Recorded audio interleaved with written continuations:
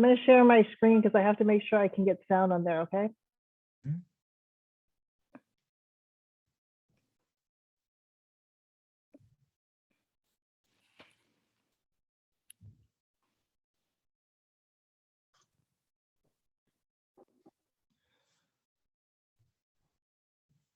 For those who are new to this, we give a little bit of time to let everyone get logged in and signed in and approved and all in the meeting, and then we'll get started shortly.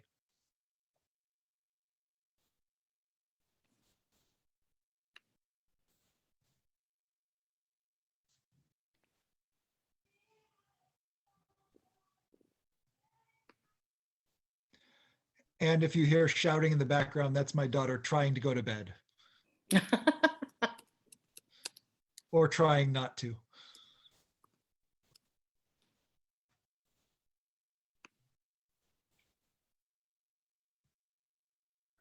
Just to make sure we see the whole thing, you can see the screen, right? The video screen? Okay. Yes.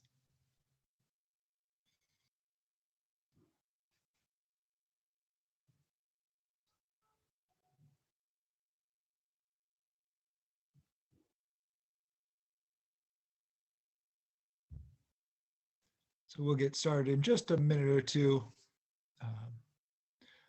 I expect tonight will be a little bit lower attendance since I know there are still some spots on the island that have no power. Glad to know that that has not been a problem for any of the board members or the leadership team. I see them here as well.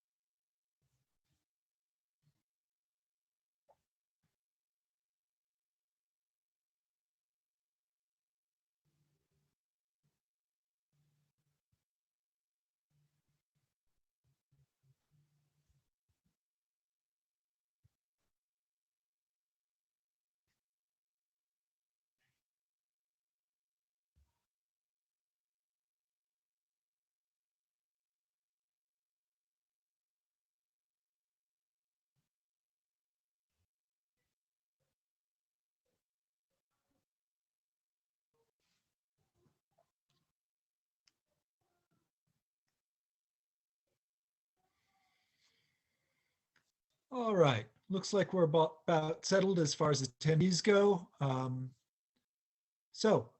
will call this meeting of South Liberty School District's number 206 school board meeting, business meeting and workshop combined to order. And we'll begin with the land acknowledgement. Ms. Macaro, I believe that's to you tonight. Yes, I have a video to play that Marnie Jackson and I put together. Do that now. Thank you.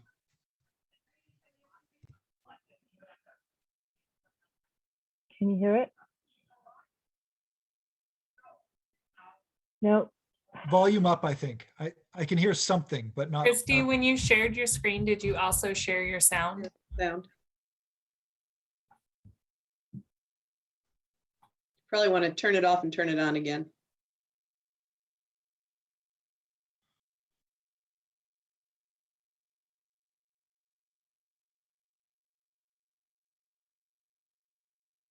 Yeah, Christy, you might need to get out of the entire screen share and then restart.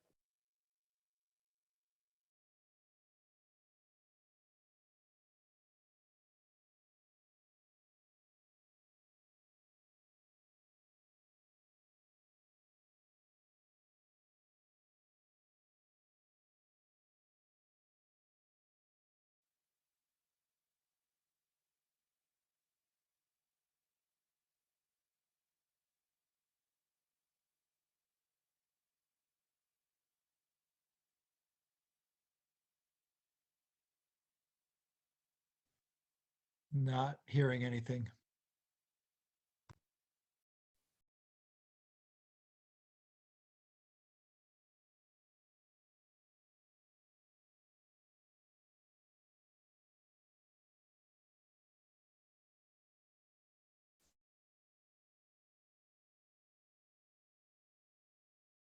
Is it because you have a headset on, you think?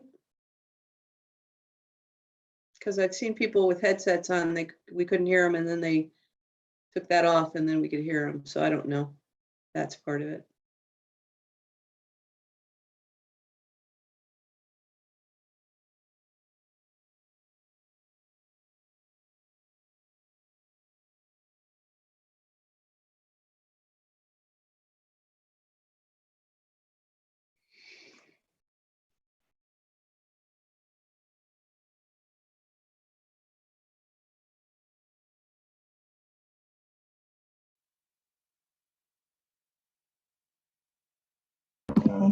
Unmute, just in case.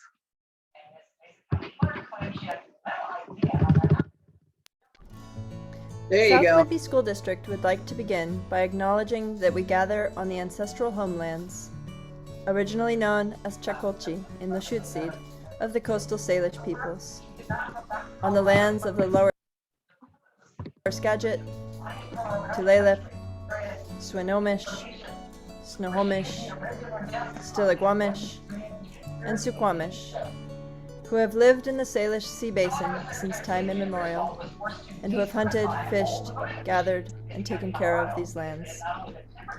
We respect their sovereignty, their rights to self-determination, and we honor their sacred spiritual connection with the land and the water. Please join us in expressing our deepest respect and gratitude to the Indigenous people of this territory for their enduring care and protection of the land which we currently occupy and share through the Treaty of Point Elliott, signed by 82 tribes in Mukilteo on January 22nd, 1855.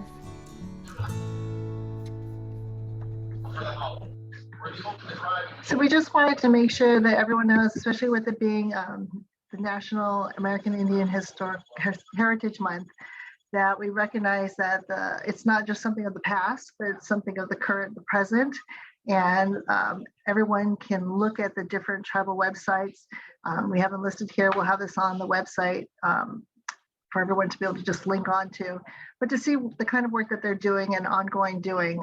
We thank also the Historical Society here in South Whitby, because they also provided pictures to help with the slideshow. Thank you. Thank you very much for putting that together, you and Marnie both. As you said, it's a wonderful reminder that this is an ongoing process and an ongoing situation, that they're still shepherding these lands and waters as they have for generations upon generations. So thank you. We have an interesting setup tonight because we have only one board meeting this month due to the WASDA conference. We will have some portion of the meeting which is business meeting and some portion that is workshop. We will have a public comment period where people can share their thoughts on whatever topic they wish. We will also have a workshop period where we will take comments from the community and respond to them and engage in discussion with them on the topic on that portion of the agenda, which is the levy, the proposed levy. So we'll have two portions where people can join us in the discussion, one where it is indeed a discussion and one where we are accepting public comment later on afterwards. Just to let folks know about that. As always, all public comment must be accompanied with first name, last name, and location. And that doesn't have to be your address, just the community that you live in. All right. We have the agenda and the minutes up on the workshop. So do I have a motion in regards to the agenda and minutes as presented? I'll move to approve. I'll second. It's been moved and seconded. All those in favor of approving the minutes and agenda as presented, please say aye. Aye. Any opposed, please say nay. On the topic of voting, one of our board members is unable to be here at all tonight. That's Damien Green, and Marnie Jackson will be late and should be joining us in about 15 minutes. but we do have enough members of the board to get through these votes. So we'll move on to the consent agenda, the personnel report, the warrant vouchers. Do I have a motion in regards to the consent agenda? Move to approve the consent agenda? I'll Have a second. It's moved and seconded. Is there any comments or discussion either from our voting members or our student representatives? Okay. All those in favor of approving the consent agenda, please say aye. Aye. Any opposed, please say nay. The consent agenda has been passed. We will now move on. We will now suspend the business meeting and go into our workshop format. That means that we will take public comment on this topic and we'll engage with the public on this topic as is appropriate. Please do keep in mind that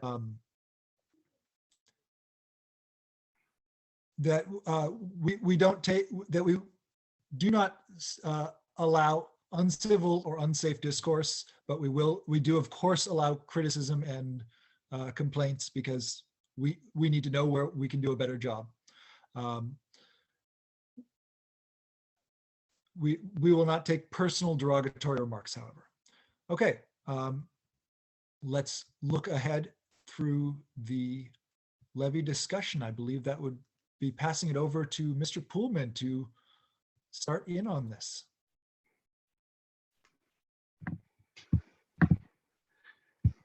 Okay.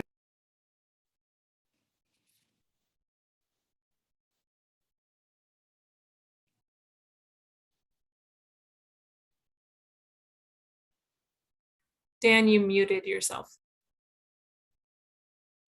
And as you're unmuting, I'll also note, for those who wish to comment, please use the Q&A function and include those 3 bits of detail. And we'll read the comments at pause points. Thank you.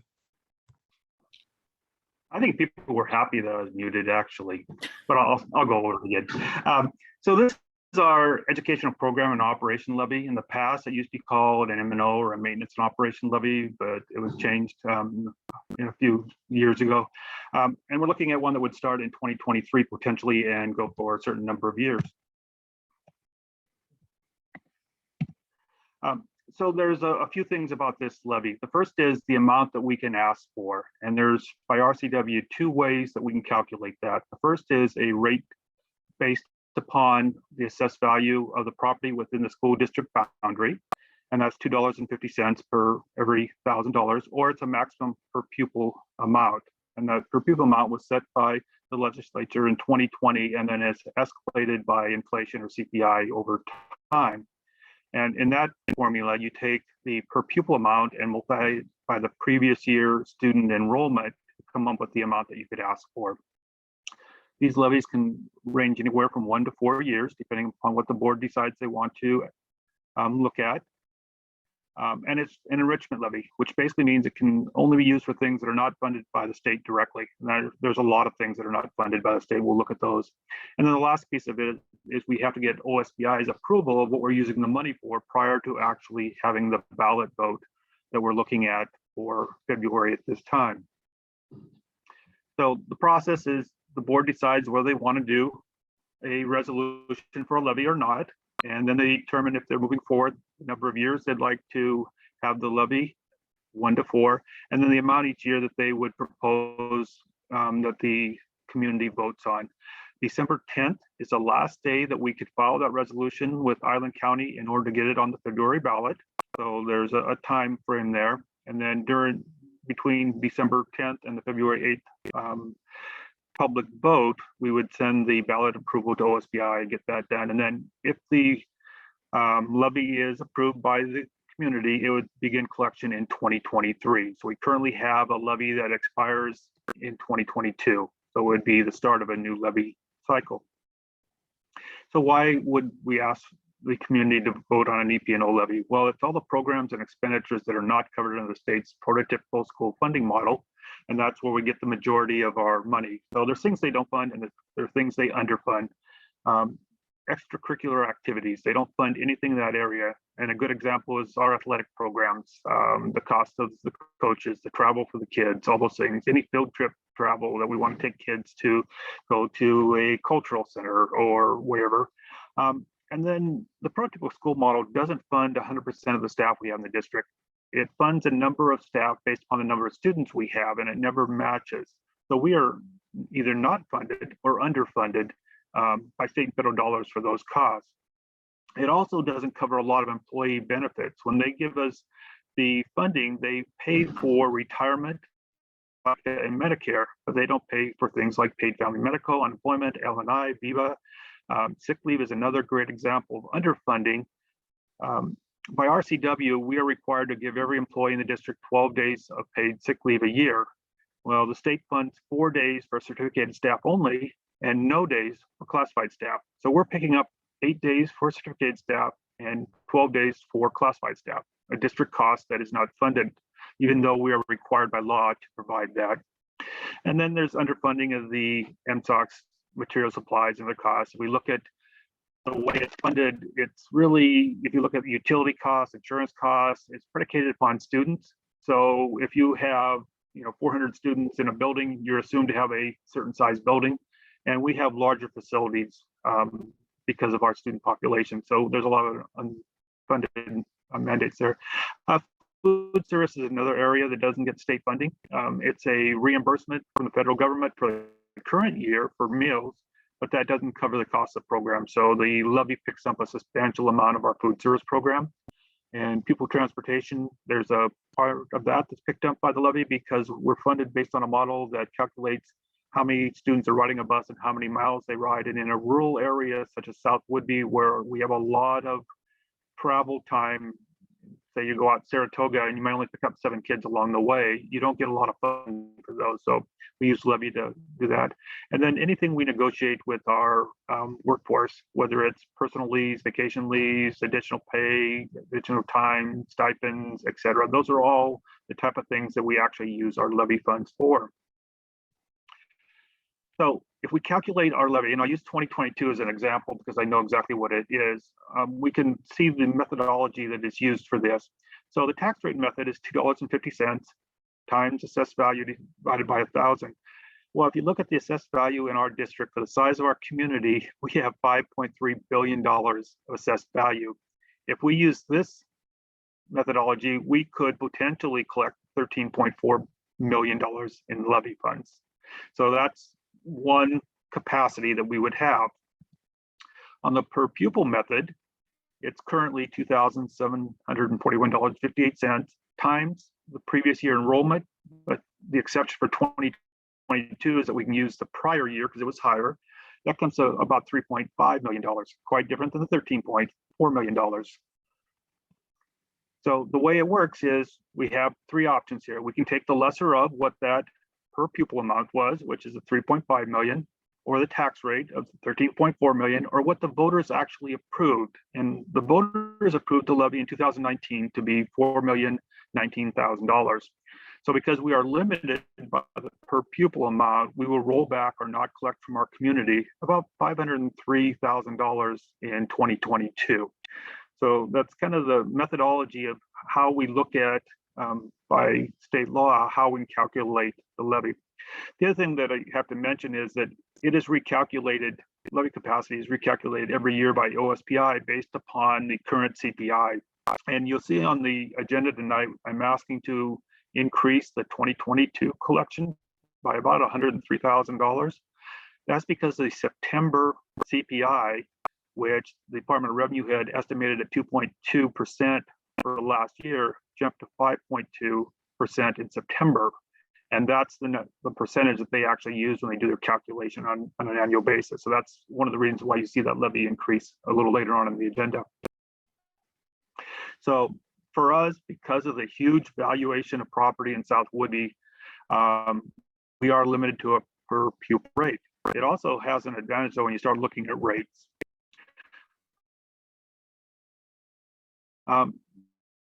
So what we have to look at when we create this is, one, what do we think CPI is going to be? Because that is a limiting factor and it increases the per pupil rate. And September was 1.9. They get the Department of Revenue numbers, but that's based on September and the 6.2% in October. I don't think those are going to be very valid.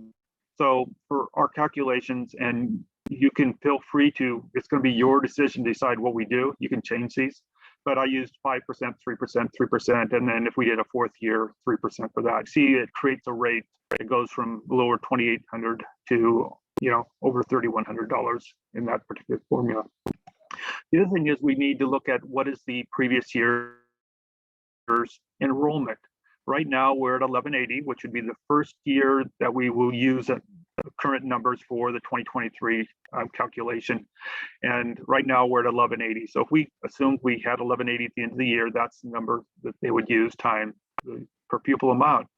For this example, I'm assuming that our enrollment is stable and we are going to stay at 1180 for the next 4 years. And there's a reason I'll tell you in a while why I would use that. So based on that, you know, we could look at levies that range from 3.4 million that increased to 3.7 if we did a 4-year levy. And you see that the calculation of student FTE times the per pupil amount would get us to those dollar amounts. But what if we use the OSPI CPI and the numbers that I would use for budgeting for student enrollment based upon our enrollment pattern? You can see it's a different picture. So we'd go from pupil doesn't go up as fast, and the enrollment would go down rather than staying stable over time.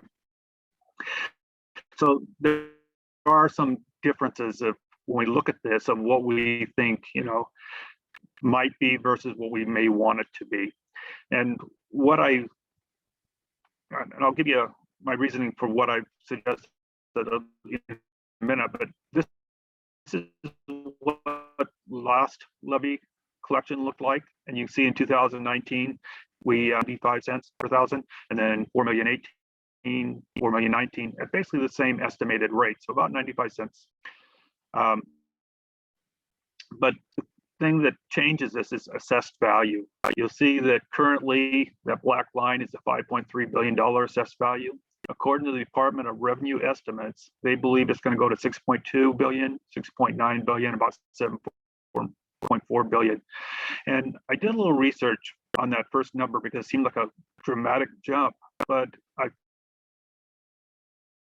most of the real estate companies that are reporting sales of property are in that 15% escalation range for the current time. So it's probably really accurate there anyways, based upon what has. So if we use the 3.4, 3.5, 3.6, we would be looking at rates of 55 cents, 51 cents, and 48 cents per thousand compared to the 95 cents that we had last time for a little more, $4 million.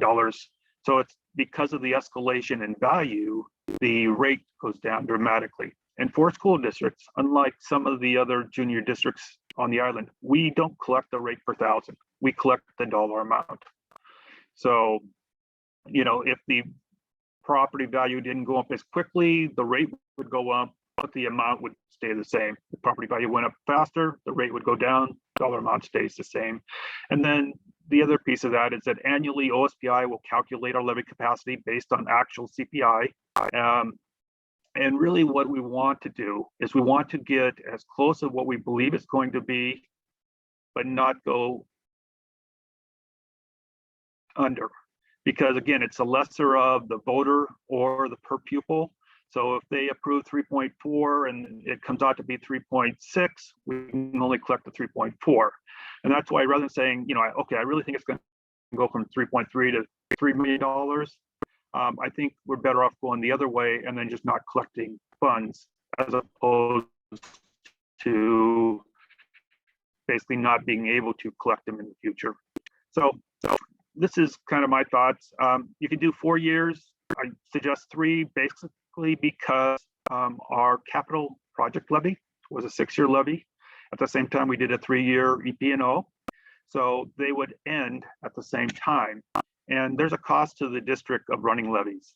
If we run it alone, it's about $50,000 to put these on the ballot. If we run them with other entities, then it's less expensive. So if we can tie them to the same year that we asked for a vote again, it would save us money. We could ask for a 2-year or a 4-year, and that would put them on alternate years, and we'd be doing levies 2 years in a row. And again, it's totally your decision. I'm just giving you kind of the scenario of what it would look like. So really, when it comes down to it, what we're asking the board is decide how many years and how much per year would you like to ask for the community support on this. Any questions I could answer or thoughts or anything? But before we get to board comments and questions, I'll note for those at home, in order to read a comment or question, I need both first and last name and location, please. I have one comment here that does not have the location, and I cannot read without that. Now back to regularly scheduled board comments. You know, I'll make a statement just to kind of answering that question. No, we can't use federal funds for these specific purposes. The federal funds that we're getting through the ESSER grants are very specific, and they're really about helping students rebound from the loss of the pandemic. It's not about our general ongoing costs, which is really what these are. These are more the everyday costs and enrichment things we do. They're really two different animals if we look at them. Well, I think that was actually the infrastructure bill that's coming through with a lot of education money. But again, I think that would be infrastructure funding rather than. Yeah, they are different. Yeah. Yeah. I just wanted to confirm and emphasize a couple of points. This is replacing an expiring levy. This is not an additional levy on top of what we're already collecting. We can't and won't collect beyond the per pupil rate just based on our anything. We could set this at $10 million a year and we wouldn't collect more than the per pupil rate. Correct. And I did have a question. There was some discussion, some mention of trying to set this up to end so we could run on a November ballot, so we didn't have to have a separate ballot for this. Is that something that we can? How would we work that into this? If that would be a good idea? Well, it's too late to do it now. But Clearly yeah, if you want to do it out in the future, you could do that. Just move the process back. It just has to be, you just can't overlap your levies. So Okay. You could do it in November to be collected in 2023, because right now we're collecting in 2022. So we could have done it earlier, but it wouldn't have changed when we start collecting it. So next time this comes up, could we set it up to go on the November ballot and just be collected the year after? It would So- probably be the year, 2 years after, Yeah. like a year and a half after. Yeah. So yes, you could do it in November. It just Okay. that it's going to be a lot. Instead Yeah. of doing it in February and collecting January, you're gonna do it in November and collect the second January after. So yeah, and that doesn't change anything here. So that's just something of note for the board chair and board secretary at that time when this levy runs out, to try to get this going a little sooner so that we can get it on the November ballot. Okay, that was the questions that I had. Anything else? Can I From, just, to your comment, Brooke, Yeah. if I could just jump in about the ballot timing. absolutely. So November 2022, a year from now, I believe we'll be ready to put a bond on the ballot Mhm. for November 2022, depending on a variety of factors, but that's the timeline we're looking at. And then Excellent. November 2023 is the next board election. Mhm. And that would be too soon unless you did this levy in a shortened window. But 2 years after that, in November 2024, you could aim for that if you make this levy long enough to get you Right. there. Right. So it would be. Yeah. Just So we just have to think about it ahead of time when it comes up. Because Right. then 2025 would be another board election year, and that would be a hard Right. time. Right, you want to probably do the levy vote on the even year, Okay. Okay, right? Because the board elections are on the odd year. right. Makes sense. Shelley Ackerman, February is historically used by, from Langley. February is historically used by all school districts in our state to run levies. I'm guessing there's a reason for this. Is there a specific reason that, Typically, it runs with the school year. I think Okay. that's why they do it, right, Dan? Because don't we collect in July for a February ballot? No, we actually started collecting in January of the following year. January, so it's, So if Okay. you did, yeah, so if you did November, you can't do November because we have to have it certified with the county in December. And you wouldn't be able to get it done that year, so you're doing it way in advance. right? Okay, So you could do it, So- but you have to plan about a year and a half out. yeah, and it just makes things a little awkward for the planning and the messaging. Yeah, Because if you've still got a levy running, then starting another one, yeah, okay. yeah, you'd I see still that. have 2 years left on your levy potentially Yep, when you're I can see that. asking for a vote. And so you're aiming the 3 years, that it makes good sense why you're aiming at 3 years to coincide with the ending of the other levy that we have, the 6-year levy. So that makes good sense. That was my other question. Yeah, that's just a fiscal consideration. Yep. Anything from, welcome Marnie, by the way. We've already had the presentation. I'm sure you've had a chance to look at it ahead of time. We're in the questions period. If there's anything from either of our student reps or any of the other board members, this would be a fantastic time to chime in. Well, if you guys are done with the technical stuff, I would like to sort of voice some of the reasons why I think this is important, because as we saw in the presentation, the things that are not funded by other sources, like food service, for example, and transportation for field trips and things like that, are really important, but they're also kind of overlooked and underfunded. And we'll talk a little bit about some of the concerns about that later in our presentation. But it's really important that we have funding for those things, because field trips, especially, you know, we're trying to come out of COVID, and field trips are a great way for students to get, you know, moving and back into the rhythm of things. And food service is another area of concern as well. So a lot of this is really important that we get the money for these things. So that's all I have to say. Well, and Seoul, it's larger than just field trips. It's transportation in general. So to and from school isn't covered for transportation. Yeah. And a lot of the additional staff as well. So, but thank you, Saul, for centering this again on where the rubber meets the road for the school district, which is how does this impact our students?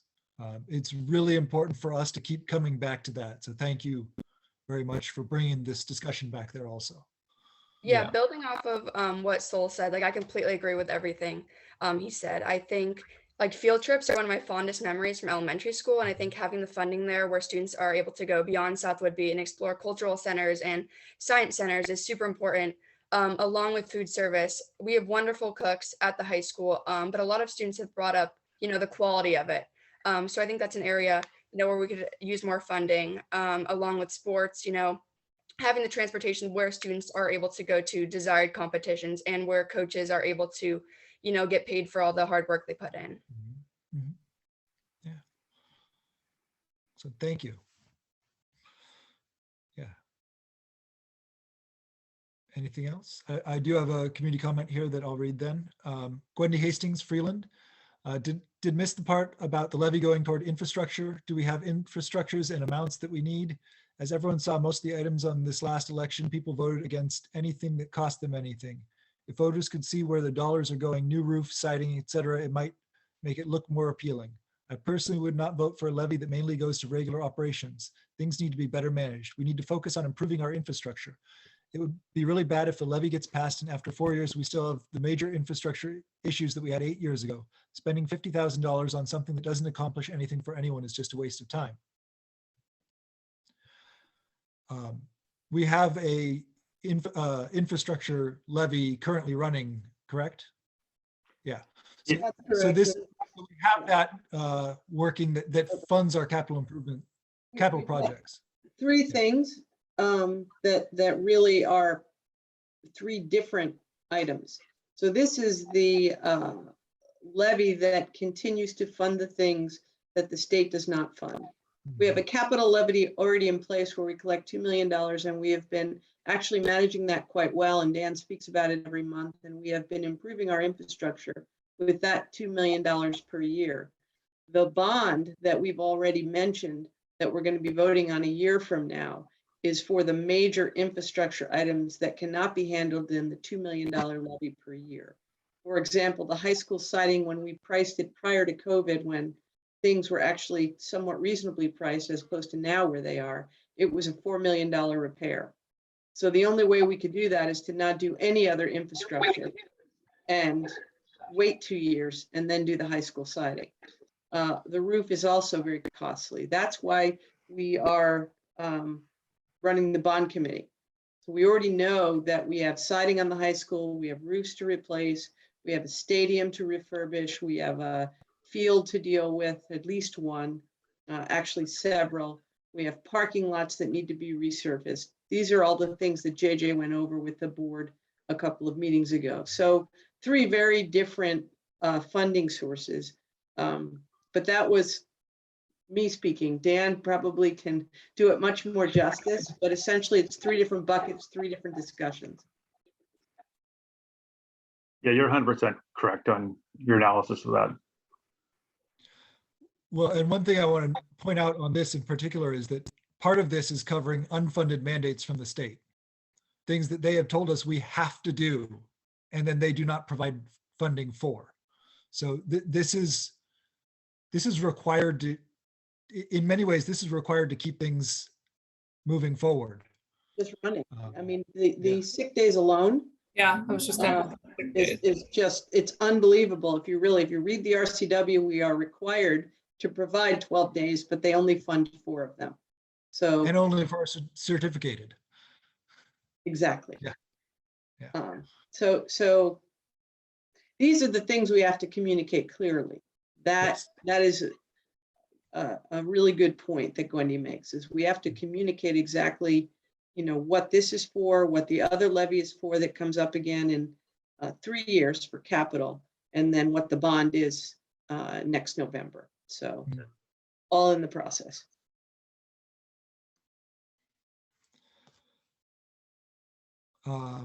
Any other questions or comments from the board?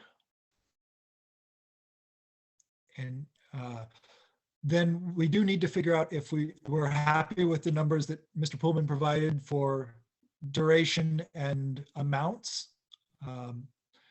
If we want to, I like the funding model that was looking at steady enrollment and the increasing collection amount or maximum collection amount, because as Mr. Pullman was saying, we can't collect more than the per pupil amount.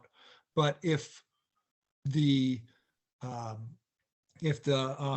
inflation changes, if we steady our enrollment or even grow, all of these things that could cause us to collect more money and need more money, if we haven't approved that amount, we can't collect it. So.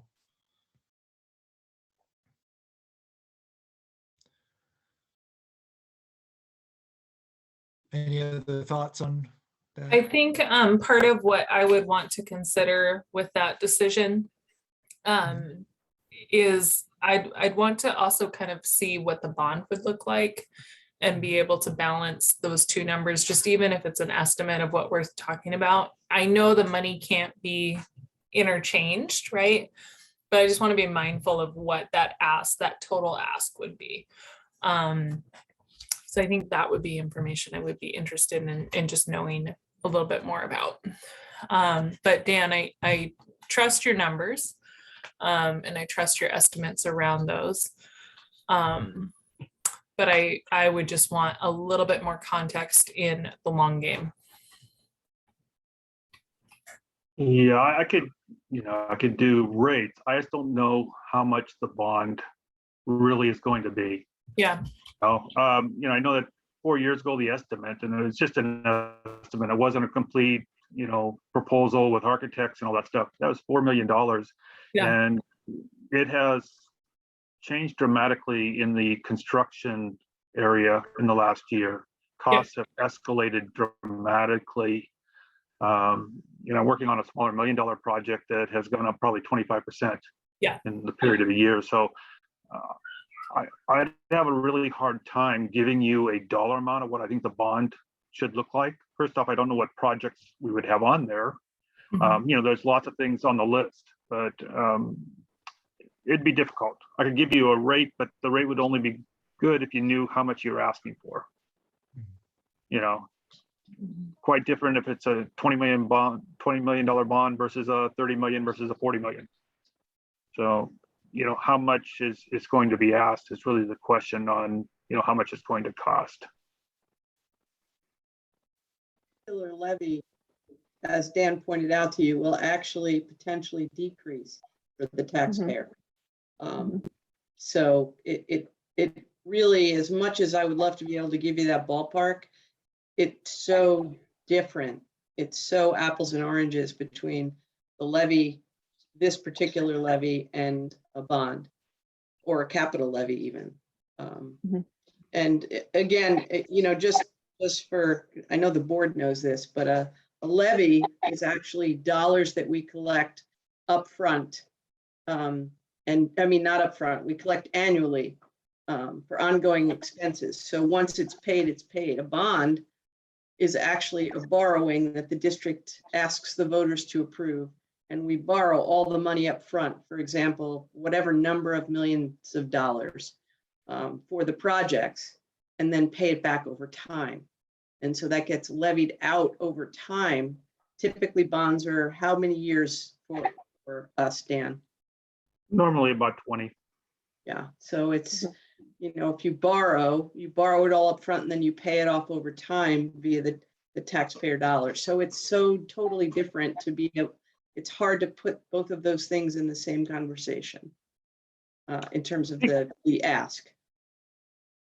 I think one thing that's important to let people know is that we are asking for between $400,000 to $600,000 per year less than we did in the last EP&O levy. So that's a substantial difference of, rather than asking for more every year, we're actually asking for a lot less than we asked for last time. Whether you look at the amount or or the rate. But the amount alone, if you're looking at 3.4 million versus over $4 million, natural difference. I have a very small question, and it's really trivial. It just relates to word choice and clarity for a voter to understand what's being asked. I'm not sure if this is the right time to get to that level of detail, especially since I arrived late. Is that an appropriate question for this moment? So I'm looking on page 9 of the resolution and seeing the title, proposition number 1, replacement for educational programs and operations levy. And I'm wondering if it might be clearer for a reader to have it entitled educational programs and operations replacement levy. Because when I see replacement for educational programs, my mind immediately goes, well, what educational programs are they replacing? Whereas if the word replacement is tied to levy, it would be clearer to a reader what's being asked, in my opinion.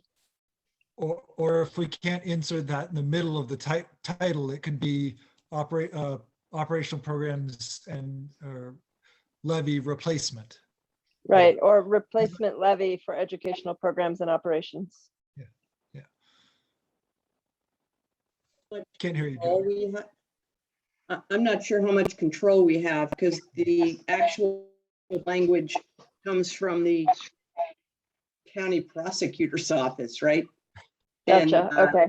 and the actual levy that you're reading is drafted by attorneys. So Yeah. what Okay. actually goes on the ballot becomes much more clearly defined. Okay. Great. Just wanting to make sure that we do what we can to convey clarity on this end. Thank you. And I do have one tangentially related, a couple of questions now. First, Rich Tamler, Freeland, can the school district sell naming rights to someone with deep pockets to refurbish the stadium, for example? Tangentially related, but.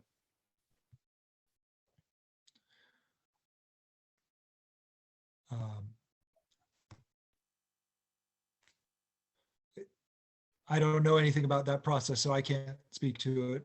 Dr. Moshe or Mr. Poolman, is that something you can speak to? We have had, to actually get somebody to build the stadium, I'm not sure the answer to that, but we've had, for example, advertisers help us purchase the scoreboards and so on. Typically, I've not seen it done, but that doesn't mean it can't be done. Dan, are you aware of that? I don't know if I know the answer to that. I know there's a board policy about naming facilities.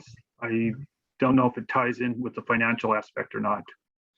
Yeah. Well, it might be something that we look at and just see if it's practicable then.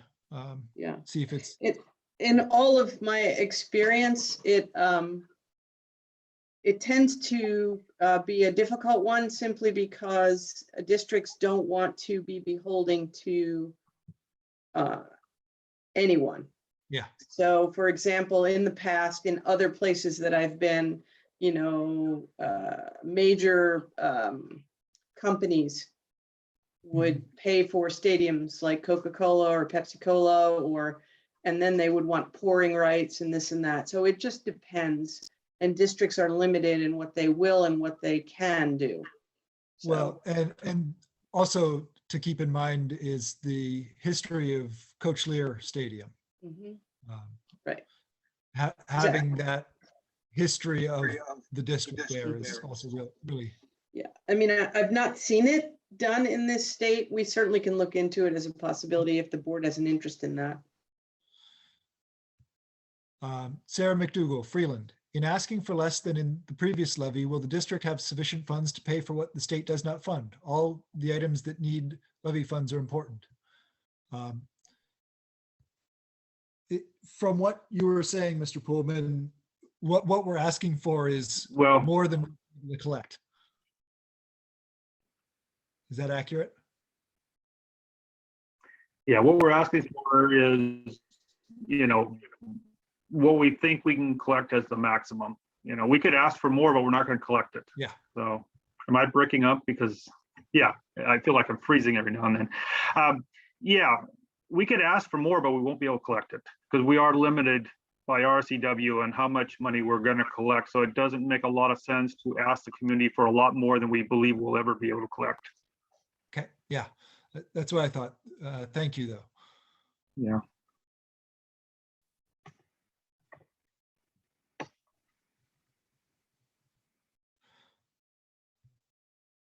Are there any other questions or comments?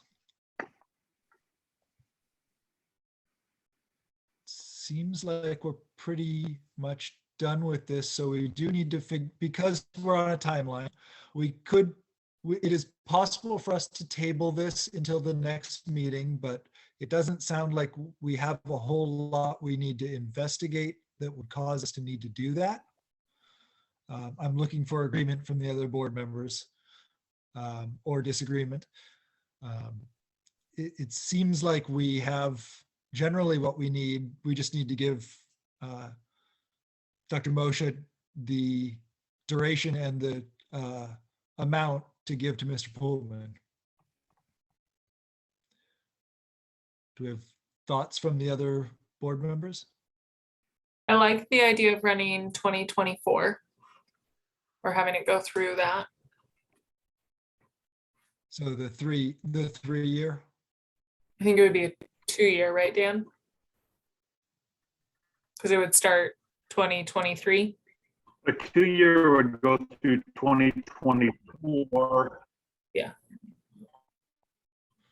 Yeah, it's gonna start 2023, and then it depends on the number of years you want to runs through where we are. We would like to put it on So the if we wanted ballot. to align them, it would be a 3-year. Yeah, if you want to align it, it's 3 years. Then it'll align with the next run of the capital. Okay, then that's the one that makes sense to me. Mhm. And then do we have thoughts on amount?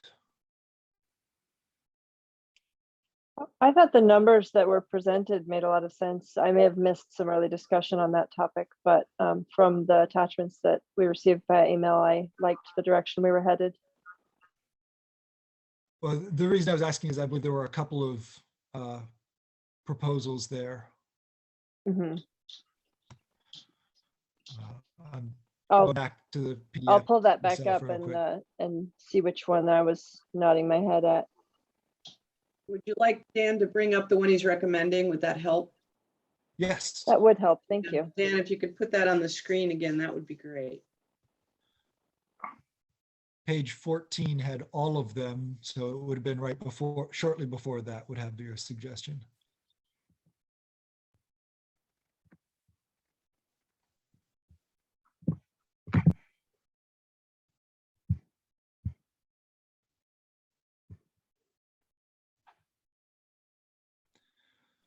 Can you see it?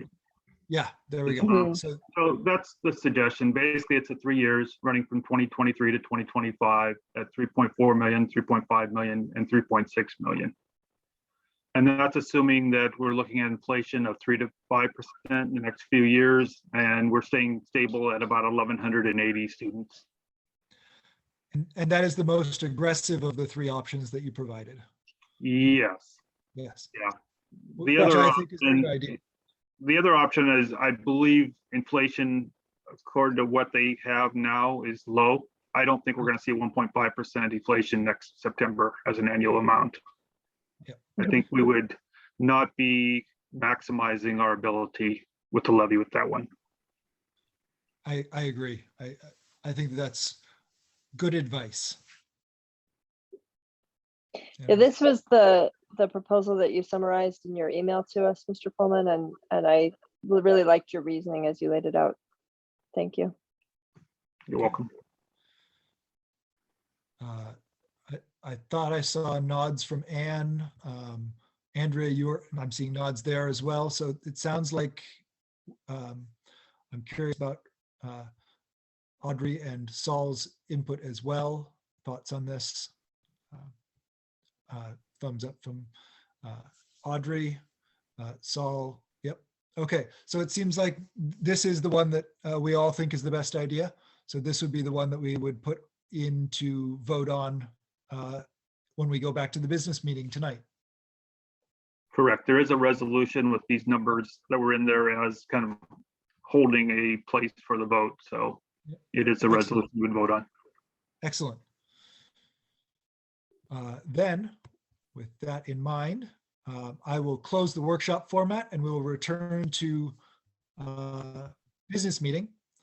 And before we get to new business, which is all of our votes, we will go into public comment.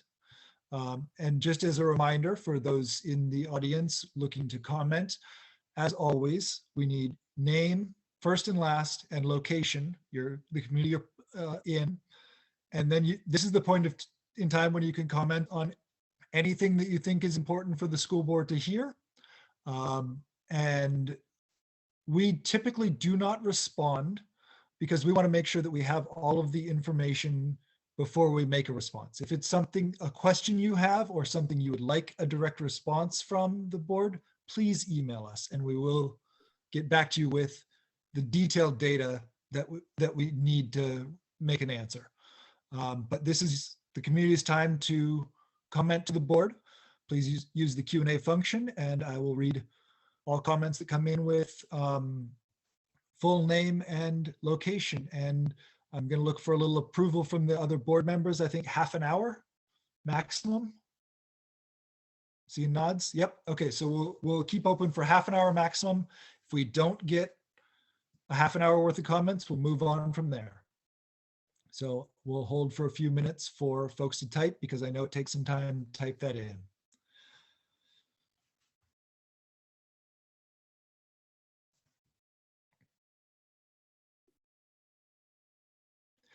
And as we're waiting for those comments to come in, I would like to thank those community members who did have questions or comments or ideas or suggestions during the workshop portion. The other board members will tell you that I love workshops a little more than is healthy because it's an actual chance to have a conversation. And so thank you for participating and for sharing your input on that.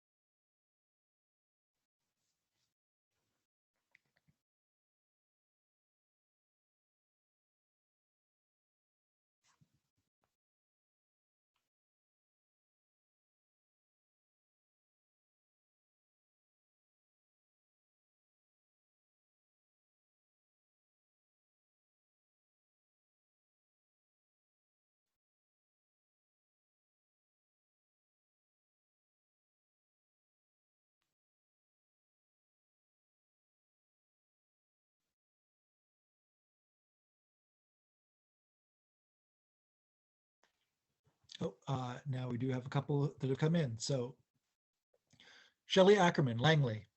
Thank you so much to all the board members and student reps for the time and energy on the volunteer board. I know it is a lot of time to give up for this important role. Thank you for giving to your community and to our education system.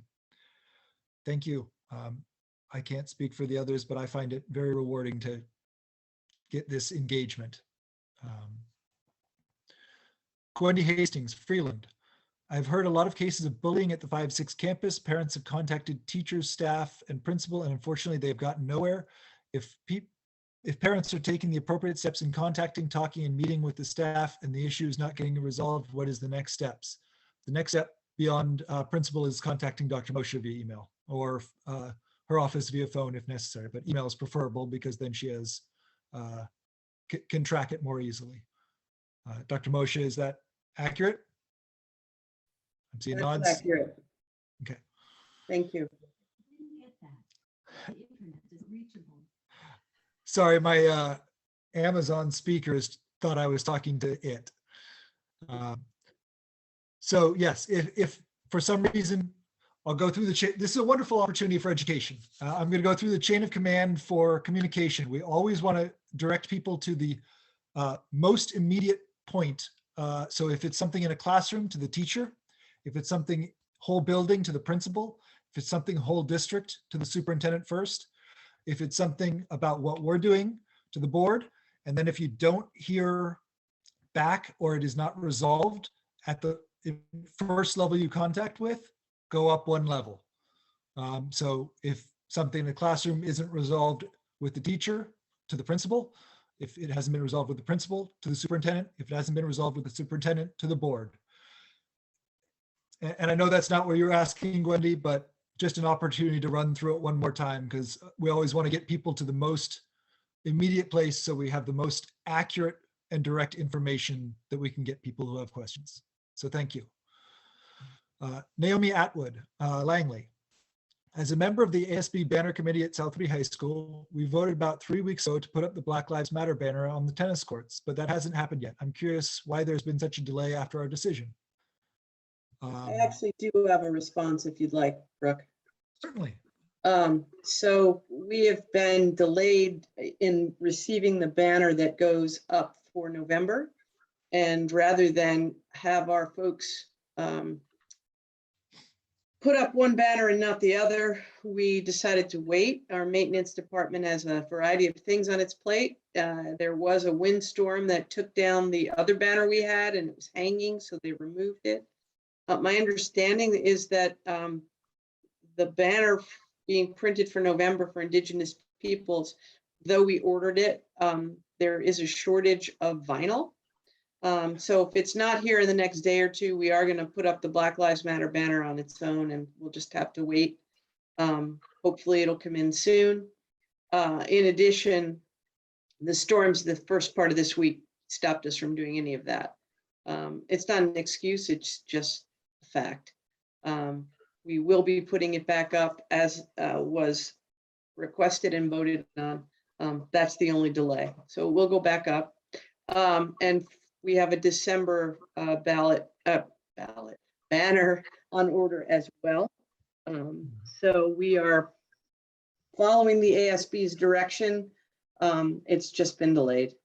So. Thank you.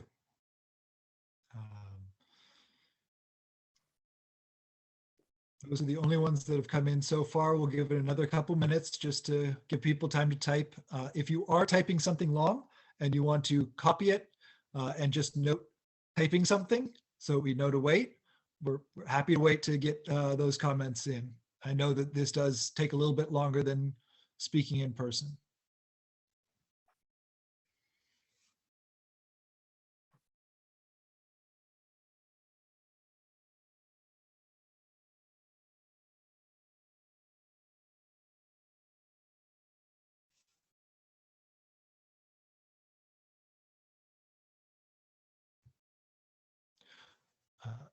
Sarah McDougall, Freeland.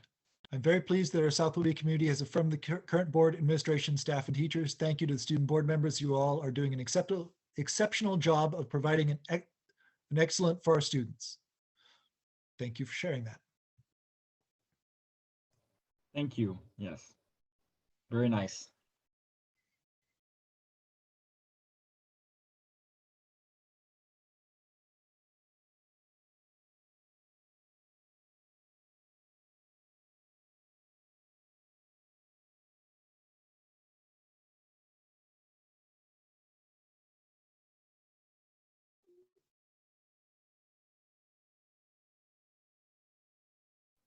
Pardon my kitten. I was just enjoying watching the feline participant.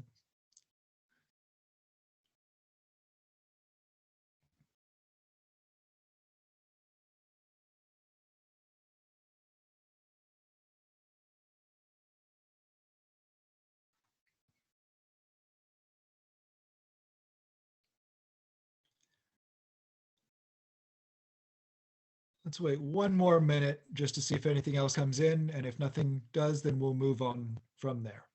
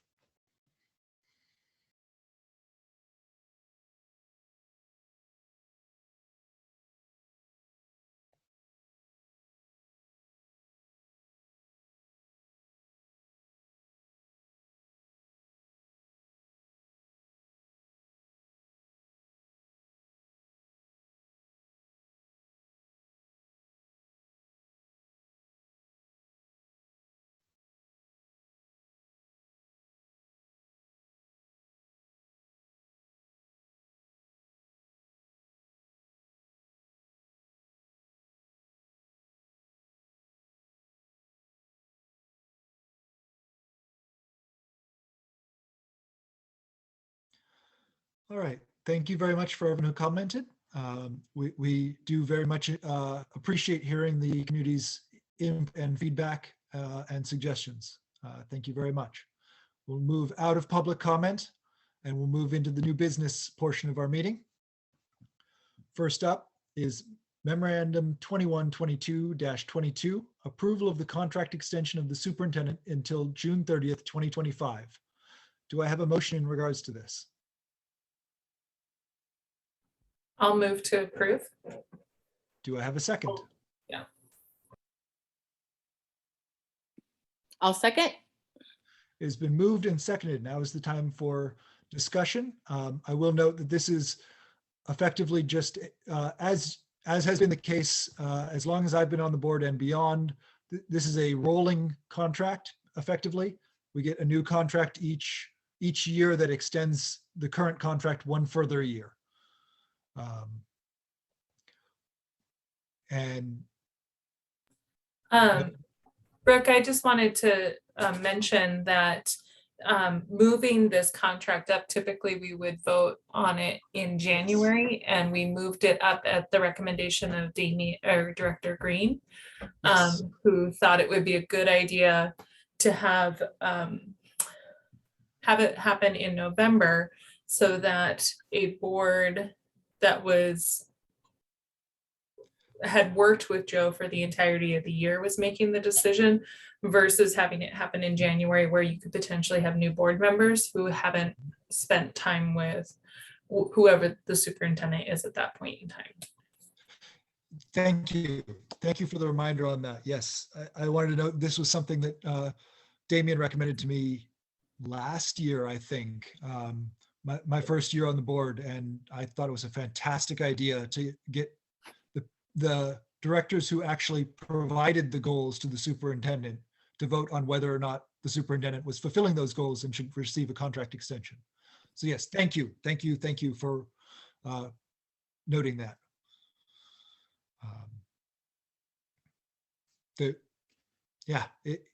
We had the opportunity to discuss this in executive session earlier, as all negotiations occur in executive session.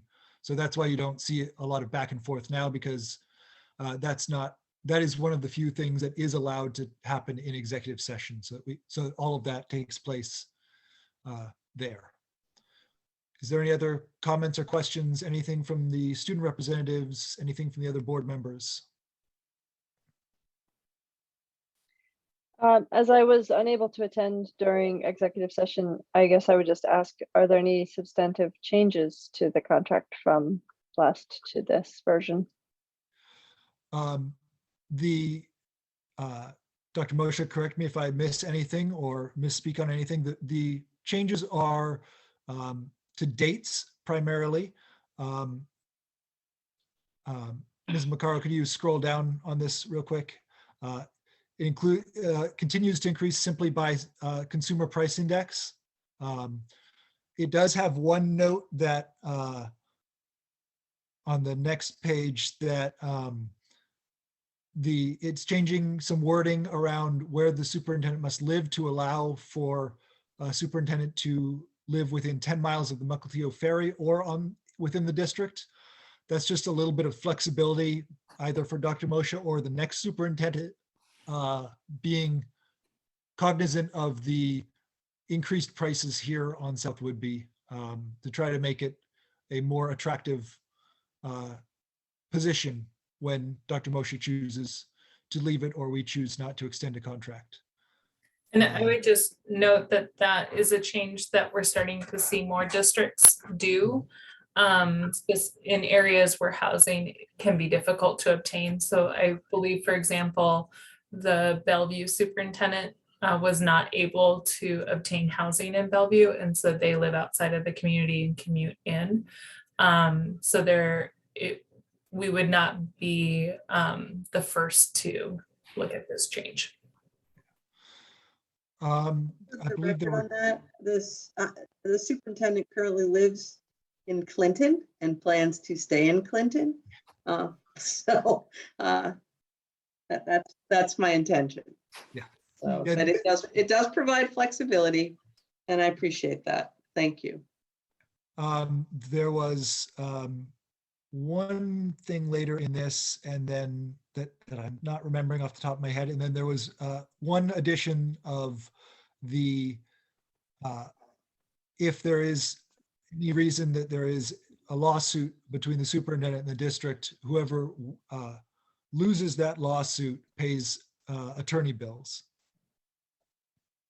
And the other piece, Brooke, just to clarify, is the evaluation yes. piece. It became more clear that the board currently sets goals for the superintendent and uses the WASDA or WASA format for that, and it's just clarified in the contract.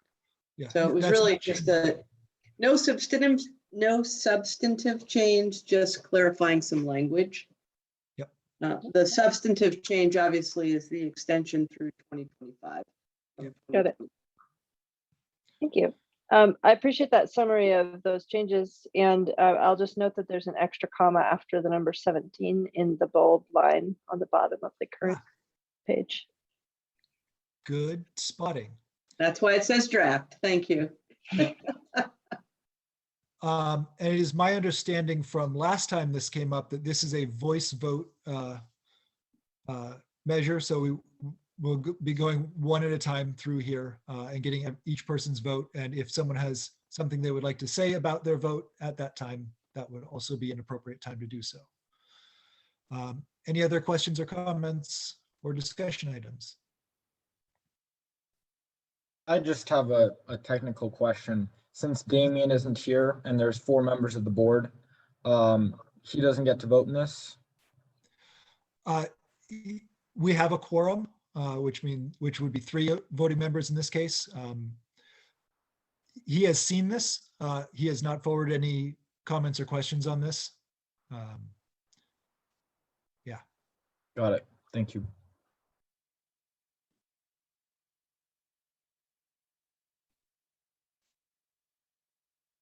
Anything else?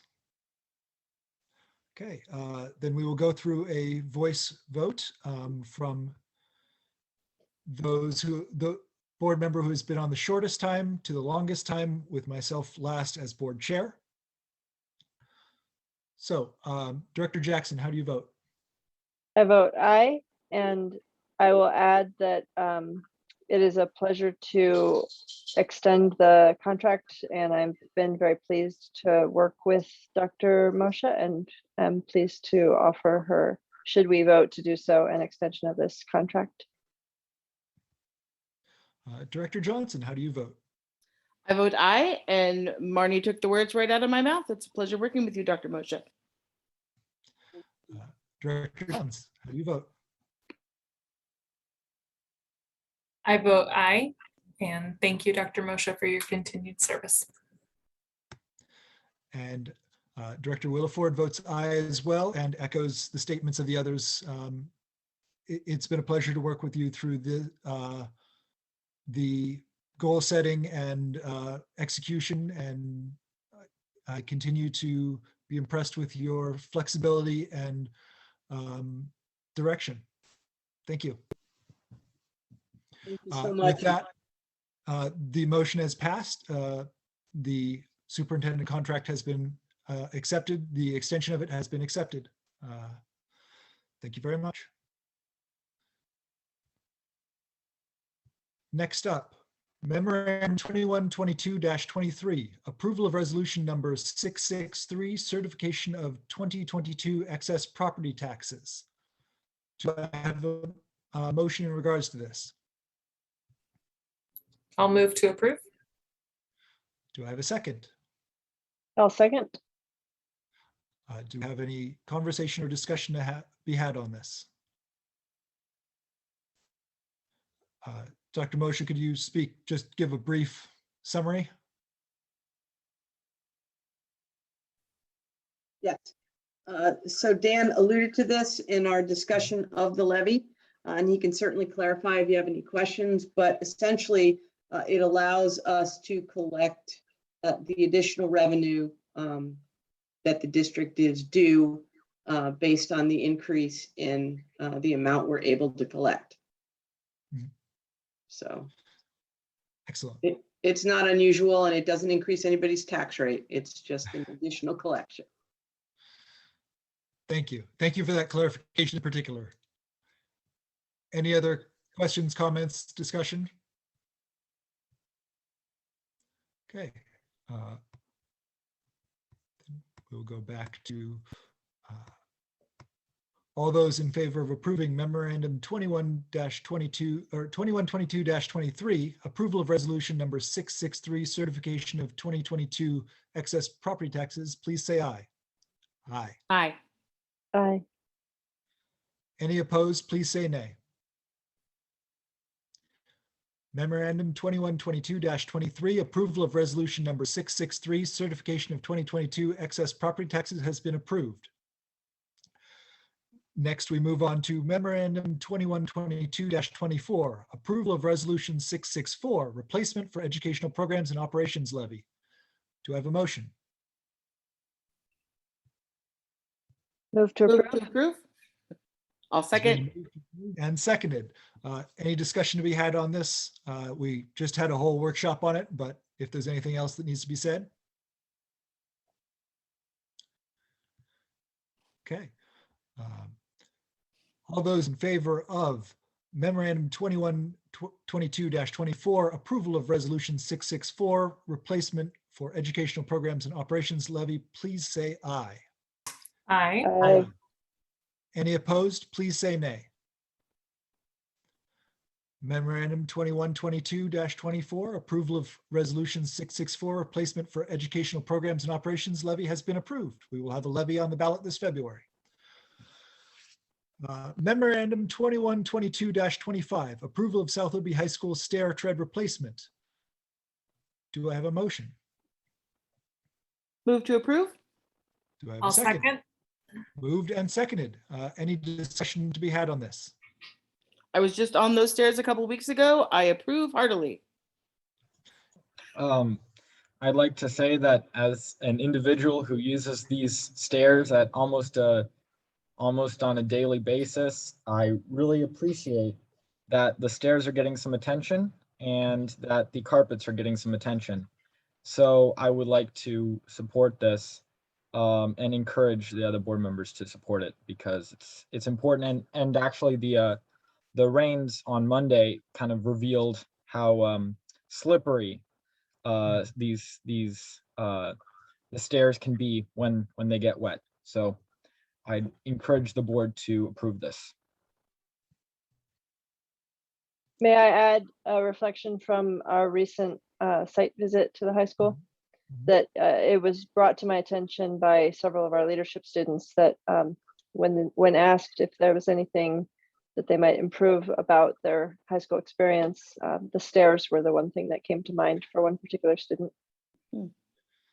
Yeah, absolutely. But based on that visit, it was clear to me too, that needed the attention. So I'm happy to see it on here. Yeah, me too. There's been a few times I'm almost tripped on the stairs, so it's nice to see that they're getting attention and they get used a lot. So it's an important cause. Excellent. Thank you. Anything else? Okay. All those in favor of Memorandum 2122-25, approval of the South Liberty High School stair tread replacement, please say aye. Aye. Aye. Any opposed, please say nay. Memorandum 2122-25, approval of South Liberty High School stair tread replacement has been approved. Our final memorandum for the evening, final note of new business, Memorandum 2122-26, approval of transportation maintenance building fire panel system replacement. Do I have a motion? I'll I'll move to approve. I'll second. Moved and seconded. Is there any discussion? Dr. Moshe, do you want to note anything about this? I really appreciate this because the alarm keeps going off and you have to keep resetting it.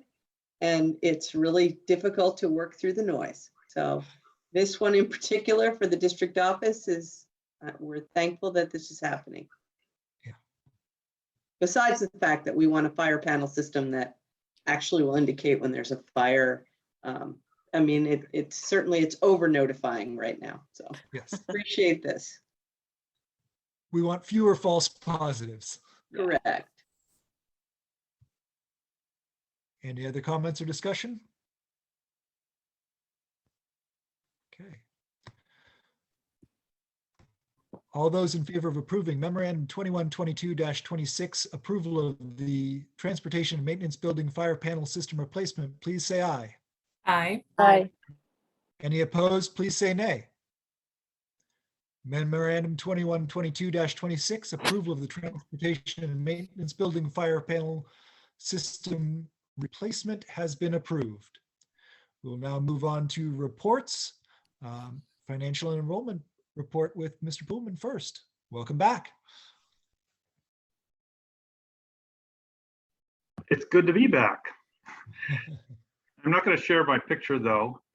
do you a favor, but my internet's a little unstable, so I'm going to just talk you through it. We'll start with enrollment. Our basic ed enrollment for November 1st was 1,088.18. And on the, my cursor to move. And on the ALE side of it, it was 73.2. So we look at that, it's just about exactly where we were in October. We're up by a 0.13 FTE. A little bit of shift between the Gen Ed program and the basic ed or the ALE program, but the numbers are the same. So we look at our September, October, November average, we're at 1155.92 and about 8.77 above what we had budgeted. And you can see a little bit of shifting in some of the grades, but about the same. And if we look at by grade level, you can see the K4, their average is about 383, 179 or so in 5-6, about 186, 7-8, and the remainder of 408 in the 9-12. Again, 1155. And you can see when we look at budget that we are quite above at the middle school, high school level, and we're below at the elementary level. ALE went down a little bit. The only one that really changed here is special education in the lower right. You see we started at 162, we're at 183. That's a very typical pattern for special education. As student needs are identified throughout the year, then the program continues to become larger. The one thing I wanted to point here is, we look at our budgeted amount, we are actually above where we had budgeted. The lower or the upper left-hand corner, when I look at what our average is going to be, I take a 3-year pattern of enrollment trends to kind of graph where I think our enrollment should be so I can kind of track it throughout the year. And that's that dotted line. That's normally what an enrollment pattern would look like to get to that average. And you can see that in November, we're actually above where we typically would be. So it's interesting to see where we're going to go. Are we going to stay above that? Because if we do, it'll give us that higher average for the year. So it's something to pay attention to, but it's very encouraging that one, it's the same as last month, which is not a typical pattern because normally you see a slight reduction in November from October, and two, it is substantially above where I thought we'd be for this particular month. The other thing I wanted to mention is there's some 2020 census data out there, and it's very high level at the time, so I can't break it down by specific age, but I can break it down by major age groups. And there's some interesting patterns that I want to make you aware of. So our total population in 2010, and this is the population within the South Woodby School District boundary, which roughly equates to the 3 zip codes of Clinton, Freeland, and Langley, except that there are some individuals living in the Freeland zip code who are outside of our boundaries. That's why you see that the school district in 2010 had 15,336, and those zip codes had 15,474. But it's very similar. So it gives you an idea where people are living, but it also tells you some other things. So the first is in 2010, there was a little over 15,000 people. Now there's 16,905. So that's an increase in our total population within our community of about 10.2%. They also reported those that are over the age or 18 and over. Okay, so in 2010, we had 12,809. We now have 14,638, which is a 14.28% increase, which is larger than the total population increase. So anytime, one side of that balloon gets bigger, the other side's gonna get a little smaller. And that's the under 18 population. We were at, in 2010, 2,527, we're now at 2,267. We're down almost 10.3% in 10 years under the age of 18. So it shows you what our demographics is going to look like. And eventually we'll be able to break this down and I can tell you how many kids are age 1, 2, 3, 4, 5, etc. And we can see if there's a big balloon in age 1 to 5 and there's good things coming down the pike, or if there's smaller numbers, and it'll give us more information.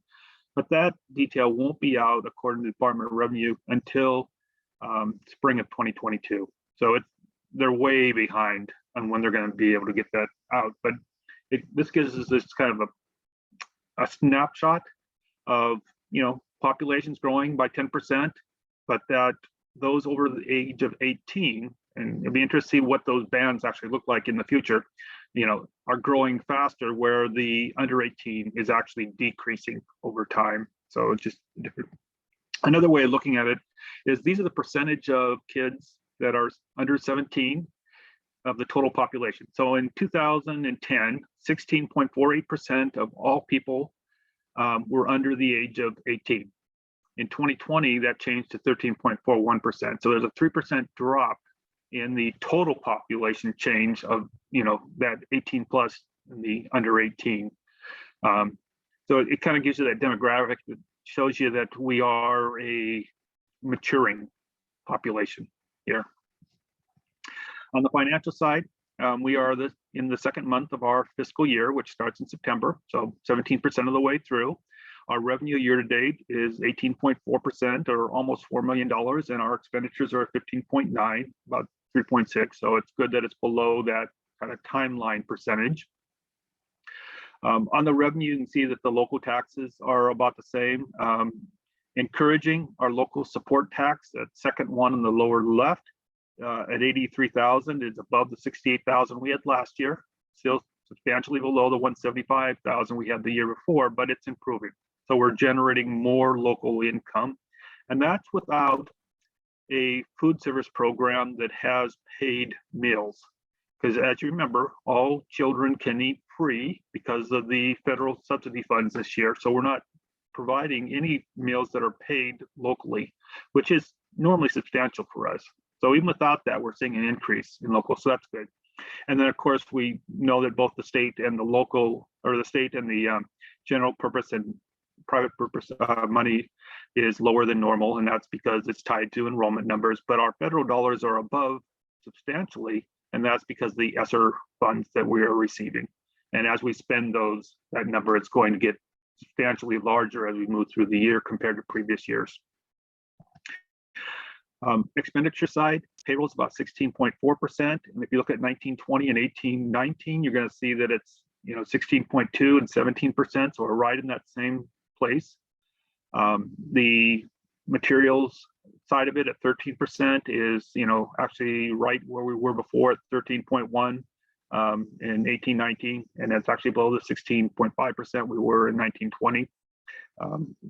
Hard to compare with last year because of the closure. It just doesn't make sense, but it's tracking where it should be this time of the year. And that's really what I look at is percent wise, where are we in our budget? Our budget may be larger than it was before, but if we're at the same percentage, we're in good shape. And then we add the encumbrances, and payroll still at 94.2%. The difference is going to be those costs of substitutes, et cetera, that we don't know coming down the pike. And then the materials, supplies, and other services, we're at about 47%, including encumbrances there, but most of those costs aren't encumbered. They're spent throughout the year as we move through it. But again, if we look at our major cost in there, it's going to be staffing. The green, the red, and the darker blue is that, with the purple and the turquoise being supplies and services. But just as report, just another way of looking at what we just talked about, our revenue and where it's broken down at, and comes from about almost $4 million, and our expenditure broken down by program categories gives a fund balance of about $5.6 million. We have almost $16 million encumbered in our budget, and that leaves a balance of about $2 million that is not encumbered at the moment. Balance sheet is just our assets and liability by fund, and it's another way of looking at the same information of, where is our money, where is our expenditures still that we have out there, and it gives you the same exact 5.6 million for general fund. Capital projects fund, we currently have about $2.6 million in there, so we have several projects that are coming along. So we have the funds to do some things in there, so that's good. Debt service really has no activity. It's only a payment twice a year. We are doing a transfer at the end of this month from capital projects fund to make an interest payment, a debt service for December 1st. ASB, very encouraged. It's starting to grow a balance back up again. As you remember, last year we were real concerned that we were basically having no funds left in the ASB account because of the pandemic and all things that happened with that. So that's good to see. Transportation Vehicle Fund, we received 2 buses. We paid for those buses. Now we have $462 and we're waiting until August to get another payment from OSBI. So we won't be doing much with TVF this year. And the Private Purpose Trust Fund still has the same amount it always has in it because we only spend the interest in it. And again, that's for scholarships. Did want to let you know that the 2021 financial report, which is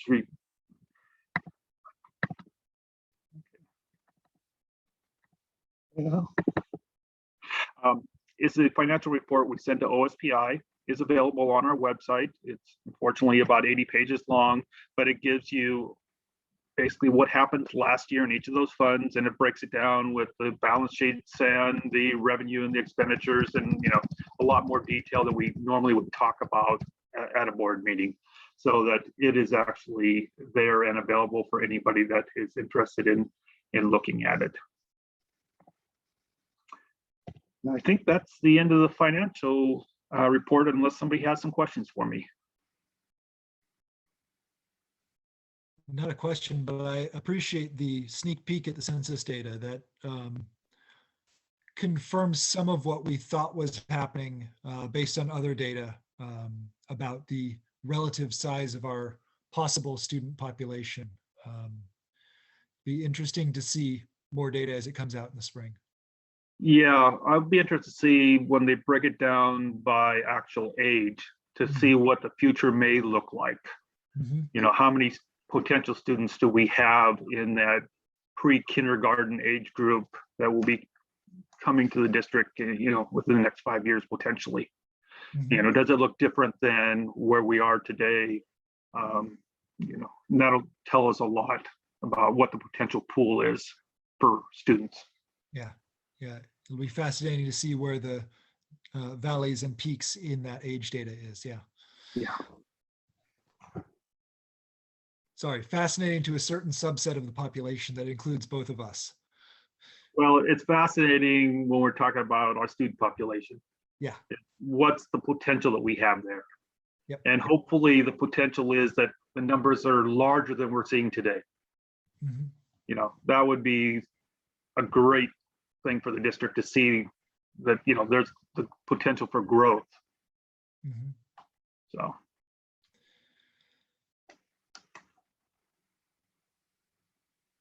any other comments or questions?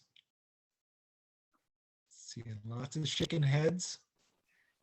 Thank you for the update, Mr. Pullman. you're very welcome. And congrats on the 2 new buses. Yeah. Yeah, it's always fun to see new buses come in. That does bring up another point. I know that there's money in one of the new federal bills for electrical buses. I'd be interested in hearing at a future meeting some information on what that might mean for this district, the hurdles we would have to overcome for our district to be involved in that, and whether it is a reasonable step to move towards. Yeah, I'd be happy to share that with you. I'll tell you what the biggest hurdle we have is that they normally grant those funds to districts that have high mass concentration of students. Makes sense. Yeah, they want people on short runs for electric buses. Totally makes sense. Right, and also in a congested area where they want to reduce the pollution from diesel smoke and those type of things. And from stopping, starting, and yep, makes sense. Yeah, Yep. That's the biggest struggle I think we will have is, because I've looked at those and I'm just not sure that we're going to qualify.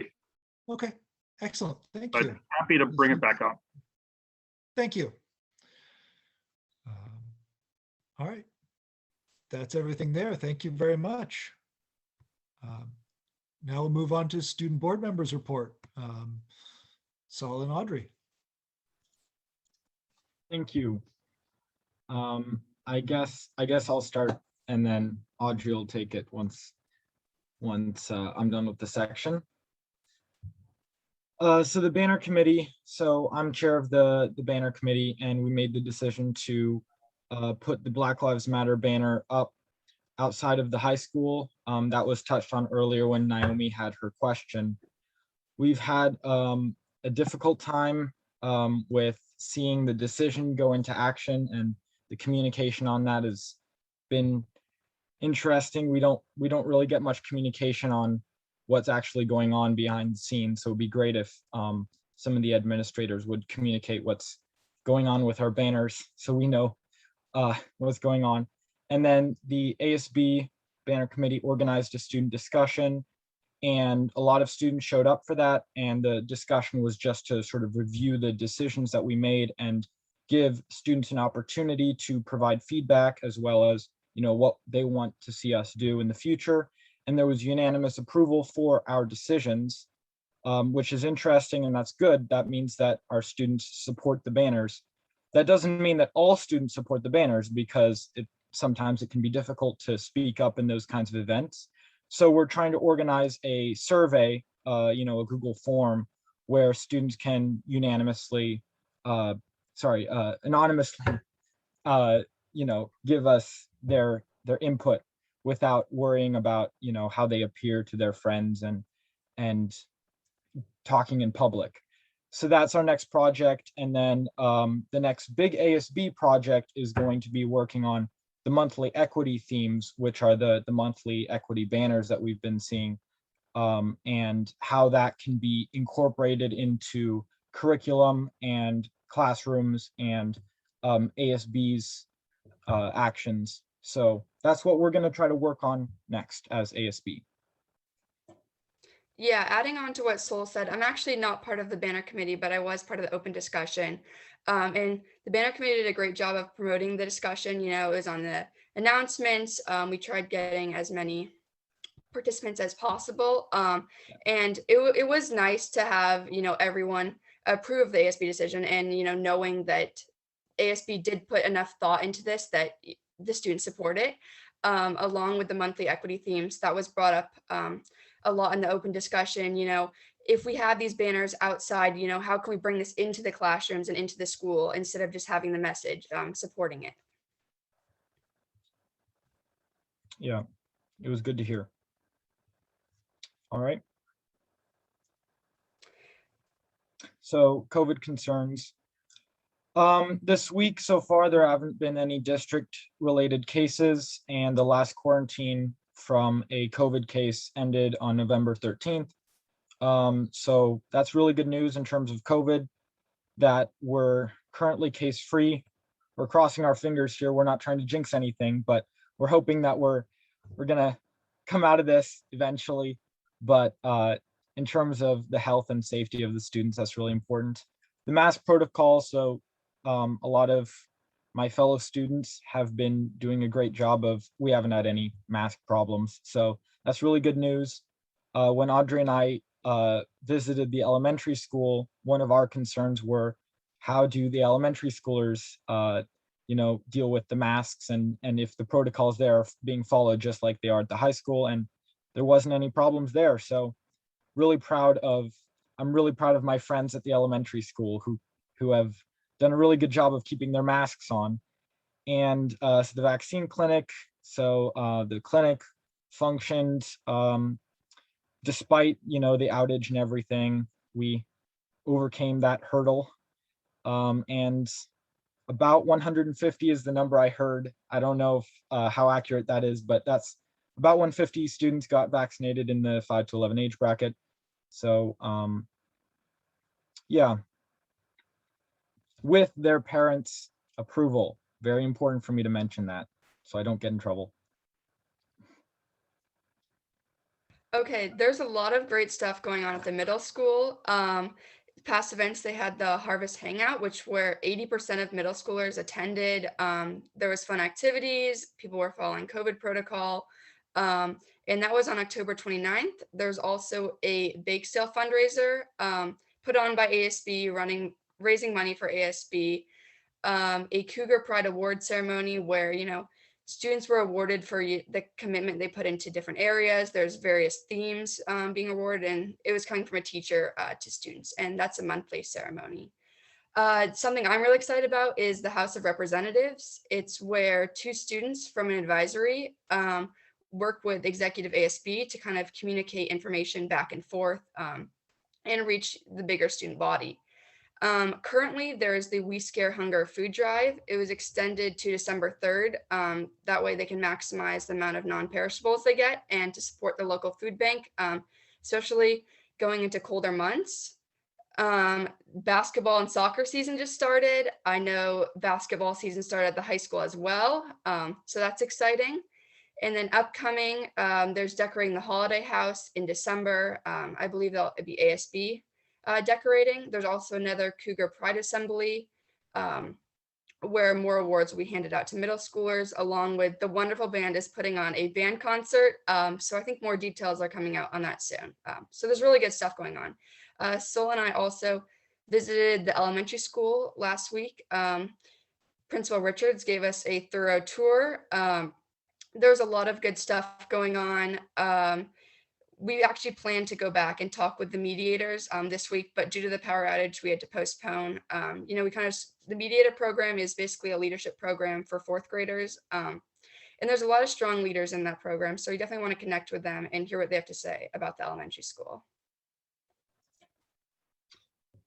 So the school lunch and breakfast survey, just quickly to add on to what Audrey was saying, she did a really good job talking with the middle schoolers and especially the House of Reps, student voice and everything. That's really important. So thank you. So the school lunch and breakfast survey, we sent out a survey to grades 7 through 12, and the survey just covered school meals, and we were trying to gather feedback from students about what they think about breakfasts and the lunches, and they're free. So what they think about, are they filling enough? Do they like what food is being offered, and are they enjoying them? And what they really enjoy, their favorites and their least favorites too.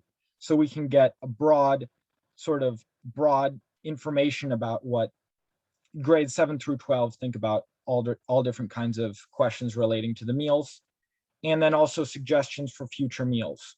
So this was recommended by members of the board as well as food service. And so we can't show the results right now because they haven't fully gone through the process, but we have results, and hopefully at the next board meeting, we'll be able to show those results, but we're still processing them right now. And hopefully that'll lead to changes and improvements on the school meals and what that means for students. You want to take this, Audrey, or should I? I'll take it. Okay, right. So facility concerns. So as a student, South Woodby, I've always kind of been aware students have a lot of concerns about the facility, but especially on Monday with the storm, a lot more popped up, and there's a lot of people talking because there's been ceiling leaks in classrooms. By the stairwell, I know there was a leak. In one of my classrooms, one of the students held their hands like this, and it filled up with water in a few seconds, which is pretty concerning. There's some images here. I believe the one on the left is actually the leak that was leaking quite a sizable amount of water. There's also some other facility issues out in the courtyard. I know a lot of students eat out there. And then the third image is the leak by the stairwell. And then the fourth image is another courtyard issue. So yeah, recently just with the storm, a lot more issues have popped up and a lot more concerns have popped up. So it's definitely something I think the board should focus on.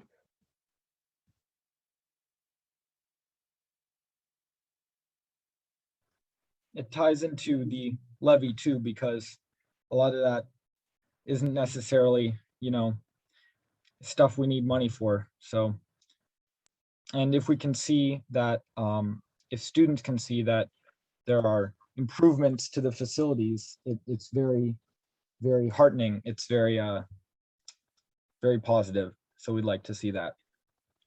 Yeah, that's great Just to an hear about that. FYI, that column is actually scheduled for repair. So it's good timing. Yeah, there is. Good to hear. Yeah, that's I really will, great. we'll communicate that to ASB at our next meeting. It's fantastic to get that information along to Dr. Moshe to direct maintenance on that. That's definitely unless it comes up to us on a financial level, that's definitely a district level information, but it's fantastic to get that to her. Thank you. Thank you both for the report as a whole.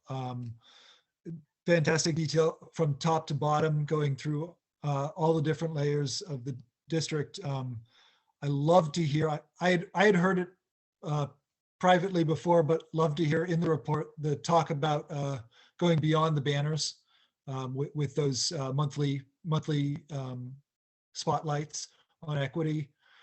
I think that's a fantastic thing to focus attention on, to really look into how we can make the school comfortable for as many of our students as possible, which ties into a bunch of the other stuff that you're talking about also. Adding on to what you said, I want to give huge props to the folks who got the vaccine clinic done, our nursing staff and our facilities folks who made all of the emergency stuff happen. The fact that they could keep it going despite the power outage was fantastic. And I'm sure that the kitchen staff will love to see some of that feedback. I know they're always interested in how they can make lunches even better. I know they put in a ton of hard work, and I'm sure that they will be able to take the feedback that you have and get things even better. So thank you. Is there anything we should incorporate into our next report that the board would like to see? I guess we'll surprise you then. Well, I was opening up to any other board members who thought there was anything that they'd like to see in particular. Yeah, I think you've been doing a great job of sampling a wide variety of student opinions on a wide variety of relevant topics. So nothing particular comes to mind, but I really appreciate the question. And I think you're both doing a great job bringing us important updates. I'm enjoying the inclusivity that you're offering to students as you're asking them really key questions and critical questions. And I love that you have reached out to the next generation of high school leaders who are currently now in, 4th through 8th grades. So I love to hear more about that. One thing that does come to mind is if you're both able to attend the WASDA conference, it might be interesting to hear some of your reflections or takeaways from that experience next time we gather. That is a fantastic point, Marnie. That is something we'll actually be looking for from all of the board members, voting and non-voting, who are able to make it to the WASDA conference starting tomorrow. Because my first year of going in person was just phenomenal. I learned so much and got so many great ideas and got so jazzed about what I was doing. And I'm looking forward to seeing what you all think of this year's also. So we'll make time during board report at the next board meeting specifically for that. So thank you, Marnie, for the reminder on that. I would echo what Ann said, and I really love the way you're reaching both broad and deep for your reports, both trying to reach out within the multiple schools, the middle school and the elementary school, and also trying to get as many voices within the high school on some of the other issues. I think that's fantastic. Yeah, thank you again. We can talk more about it tomorrow when we're all in Bellevue. Unless there are any other questions or comments, we'll move on to Dr. Moshe's superintendent's report. Well, I don't even have to go. Just kidding. No, it's actually, I'm just really proud of the work our students are doing, especially these two, but all of the students. With a couple of our board members, had the opportunity to visit our schools in a formal way rather than an informal way. And we were led around by students, and they had lots of information to share with us, and they were articulate and passionate and really made me so proud of the work we're doing in the district. So that was good news. That board visit was on the 15th, which was Monday, which the board got to experience a power outage, and the district response to a power outage, which is we're going to stay in school until the buses come in because it was late enough in the day. So I just think that it was a great opportunity. On the 9th of November, Representative Gilday visited our schools and looked specifically at all of our facilities.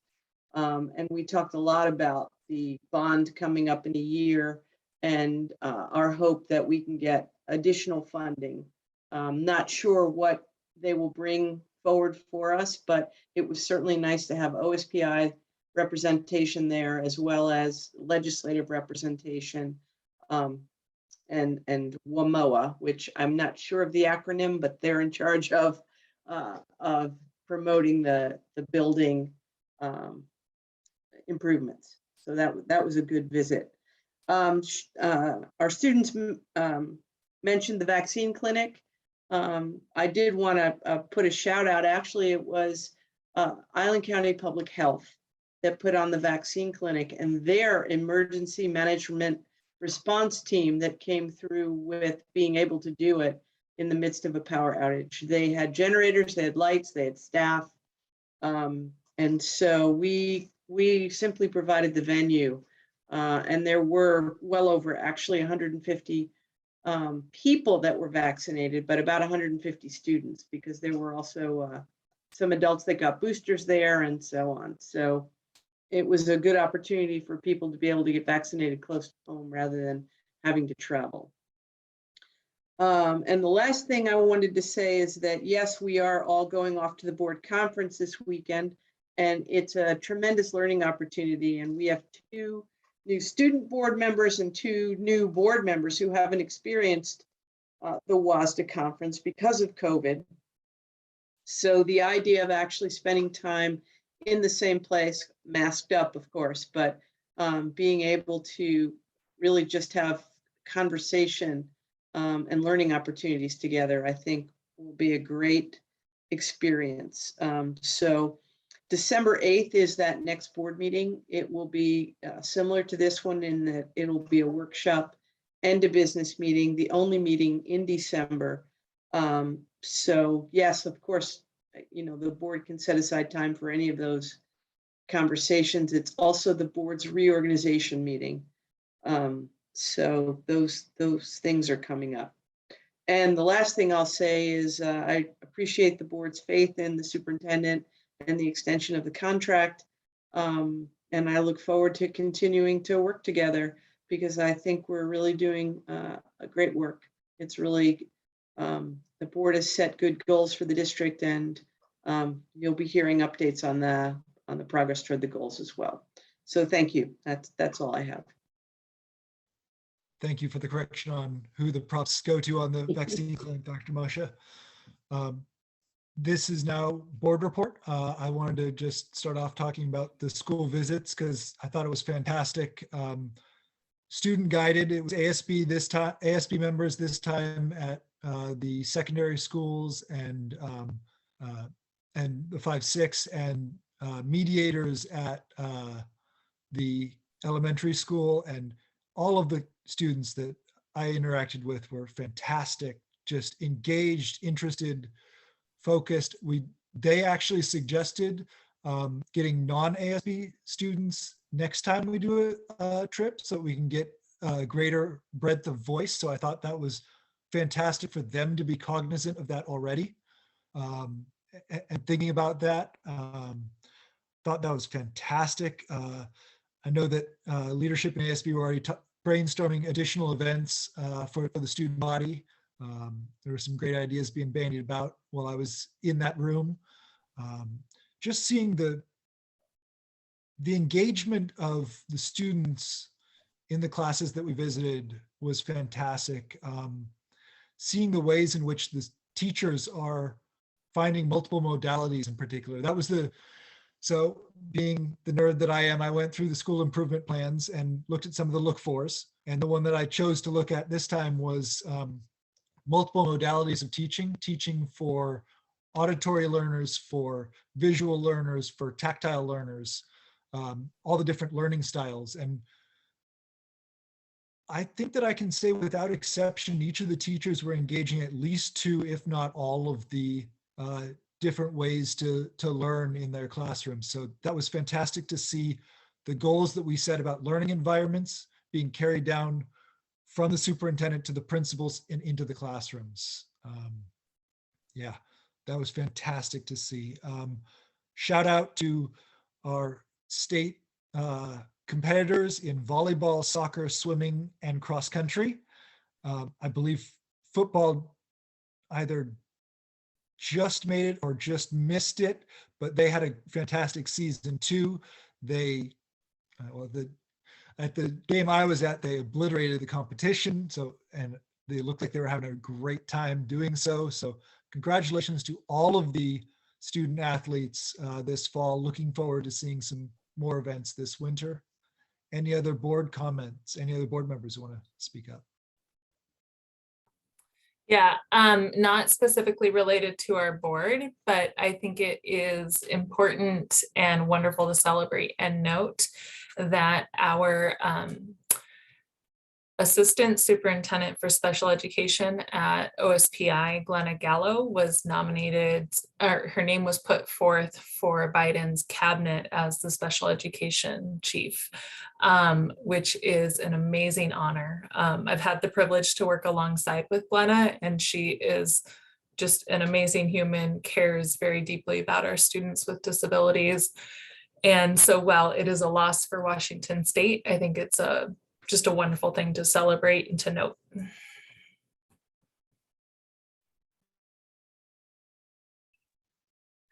Thank you. Thank you. Yeah, and I just wanted to acknowledge the amazing teachers that I met in many, many classrooms during our board visits, and the way that they were rapidly adapting to the changing circumstances of the power outage while keeping students safe, comfortable, learning, engaged. And I just saw adaptability and resilience and trust in every classroom. So that really gave me cause to celebrate. And I also got a little sneak peek of what concert goers may have in store as I peeked into both a band room and a choir room and heard some really beautiful rehearsals. So as we're celebrating our opportunities as board members to walk into the schools, I also want to invite people to watch for opportunities as parents and families to attend events for our band and choir programs in the future.